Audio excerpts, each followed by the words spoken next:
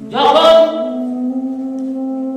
1831-এ যুদ্ধ আরম্ভ হয়েছিল বালাকোটের ময়দানে, সেই যুদ্ধ করতে যাওয়ার সময় একজন ইংরেজ বলেছিল সৈয়দ আহমদ শহীদ গরিব রহমতুল্লাহ আলাইহি যে আমি তোমাকে মেরে ফেলব। সে সময় সৈয়দ আহমদ শহীদ রহমতুল্লাহ বলেছিলেন যে আমি আল্লাহর কসম করে বলছি আমি তোমাকে না মেরে আমি মরব না। বড় আশ্চর্যের ব্যাপার, যে কথা তো বলাই যায়।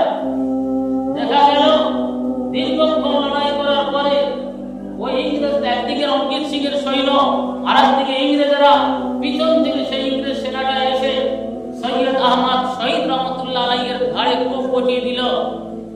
তিনি মাটিতে পড়ে গেলেন।